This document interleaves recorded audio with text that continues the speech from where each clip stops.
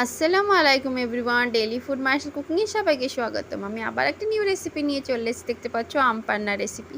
তো আমার স্টাইলে আমি কীরকম করে বানাই সেটাই চলো দেখাই। প্রথমে আমগুলো আমি কুচি কুচি করে কেটে নিয়েছি আর খুব শর্টকাটে বানাবো। তো প্রেশার কুকারে অল্প পানি দিয়ে একটু নুন দিয়ে একটা সিটি দিয়ে নেব।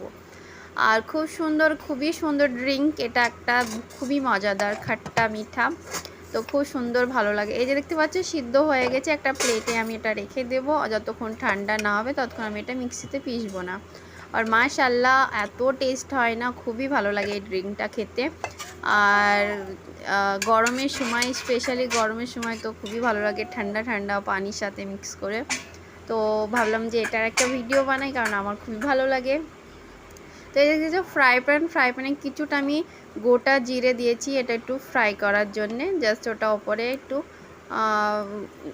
পিষে ওটা দিয়ে দেবো। এটা চটচট করছে এটা, কিন্তু ওটা হয়ে গেল। তারপরে এই যে দেখতে পাচ্ছ ওটা ঠান্ডা হয়ে গেছে আমার আমটা। তারপরে মিক্সিতে দিয়ে দিলাম, মিক্সিতে দিয়ে ওটা কিন্তু আমি পিষে নেব। আর ওতে আমি চিনি দেব, চিনি যতটা মিষ্টি যতটা লাগবে ততটা চিনি। তো চিনি পাউডার ছিল আমার কাছে, তাই।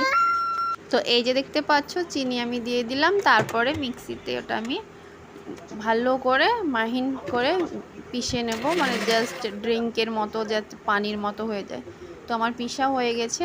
তারপর ঠান্ডা পানি দেব, ঠান্ডা পানি দিয়ে আর একবার পিষে নেব। আর যে জিরেটা ভেজে রেখেছি ওটা কিন্তু হাতে ক্র্যাশ করে আমি ওতে অল্প দেব, আর অল্প ডেকোরেটের জন্য অপরে রাখবো। তো এই যে দেখতে হাতে ক্র্যাশ করে আমি কিন্তু গোটা জিরেটা দিয়েছি, আর ঠান্ডা পানি দিয়ে তারপর সুন্দর করে মিক্স করে নিয়েছি আরেকবার। আর এই যে দেখতে পাচ্ছ লবণটা দিয়েছি আমি, কিন্তু এটা ব্ল্যাক লবণ, যে বিট লবণ যেটা বলে সেটা কিন্তু। তারপর এই দেখো রেডি এটা আমার। তারপর আমি গ্লাস নিয়ে নিয়েছি ঠান্ডা ঠান্ডা আম পান্না। আর ওপরে ডেকোরেট করার জন্য আরও গোটা জিরে যেটা আমি ভেজে রেখেছি আর একটু ক্র্যাশ করে ওপরে ডেকোরেটের জন্য এটা দিয়ে দেবো। তো আমার ভিডিও যদি ভালো লেগে থাকে তো প্লিজ আমার পেজটাকে ফলো করতে কেউ ভুলবে না, আর সাবস্ক্রাইব জরুর করবে। তো টাটা বাই বাই, রেডি ড্রিঙ্কের জন্যে। তো থ্যাংক ইউ।